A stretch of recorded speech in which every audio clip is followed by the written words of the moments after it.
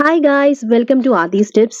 വളരെ വർഷങ്ങളുടെ ഒരു ആഗ്രഹമായിരുന്നു കേട്ടോ, ഒരിക്കലെങ്കിലും വൈക്കത്തഷ്ടമി കൂടണമെന്നുള്ളത്.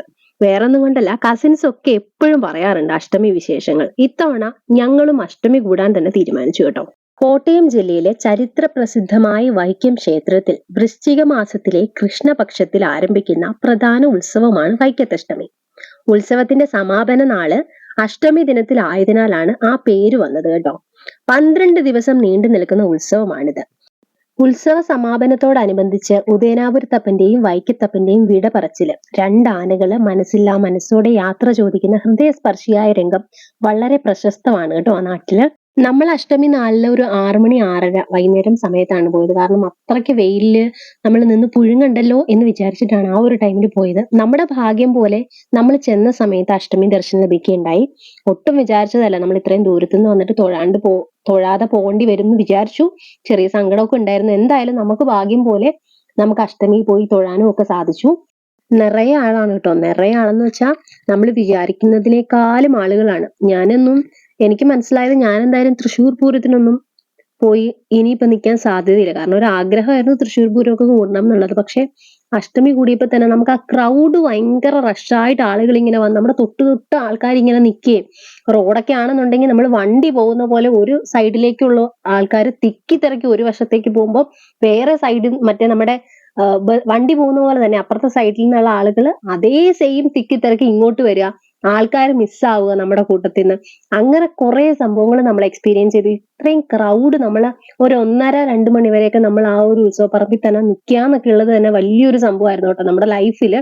ആ ഒരു നാട്ടിലുള്ള ആളുകൾക്ക് അത് ഭയങ്കര ആഘോഷമാണ്. അവിടെ എല്ലാ ആൾക്കാരും ആ നാട്ടിലുള്ള പിള്ളേർ, ഇപ്പൊ ഞങ്ങളുടെ കസിൻസ് തന്നെയാണെങ്കിലും, നമ്മൾ വീട്ടിലോട്ട് പോകുന്നതുകൊണ്ട് അവർക്ക് വിട പറച്ചിലൊന്നും കാണാൻ പറ്റിയില്ലല്ലോ എന്നോർത്ത് വിഷമായിരുന്നു. പിന്നെ അവരുടെ ഫ്രണ്ട്സ് എല്ലാം കൂടി, അവരുടെ കമ്പനിക്കാരെല്ലാരും കൂടി ഒന്ന് ഒത്തുകൂടുന്ന അങ്ങനത്തെ ഒരു ടൈമും കൂടിയൊക്കെയാണ് ഈ വൈക്കത്തെ അഷ്ടമി എന്ന് പറയുന്നത്.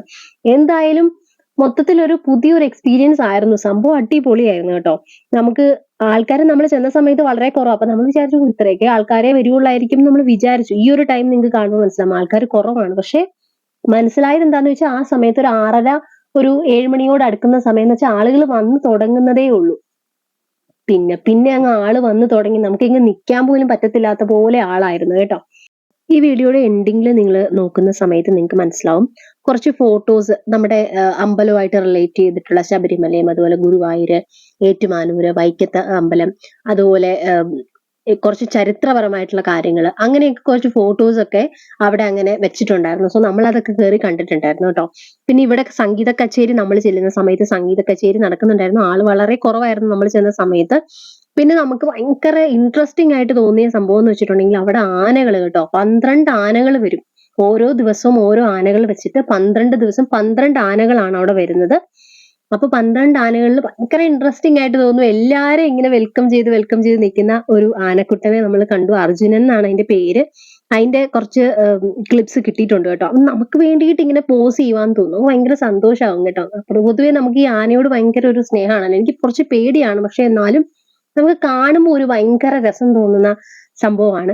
ഇത്രയും ആൾക്കാർ വരുന്നു, അവനെ കാണാൻ വേണ്ടി ഇഷ്ടംപോലെ ആളുകൾ വരുന്നു, വീഡിയോസ് എടുക്കുന്നു, ഫോട്ടോസ് എടുക്കുന്നു. പക്ഷെ അവൻ നല്ല കൂളായിട്ട് ഇങ്ങനെ നിന്ന് തുമ്പിക്കയൊക്കെ ആട്ടി നമുക്ക് നല്ല സന്തോഷത്തില് ഇങ്ങനെ എടുത്തോളൂ, ഈ പോസ് വേണോ ആ പോസ് വേണോ.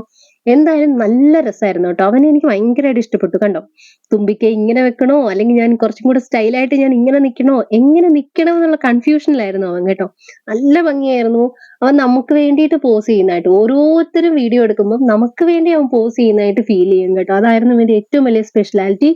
വേറെ ആനക്കുട്ടന്മാരൊന്നും ഇങ്ങനെ ഇവനെ പോലെ അത്ര നമ്മളുമായിട്ട് അത്ര കോപ്പറേറ്റീവ് ആയിട്ട് തോന്നിയില്ല കേട്ടോ. അപ്പം ഇത്രയൊക്കെയാണ് നമ്മുടെ ഈ ഒരു വൈക്കത്തഷ്ടമി വിശേഷങ്ങൾ എന്ന് പറയുന്നത്.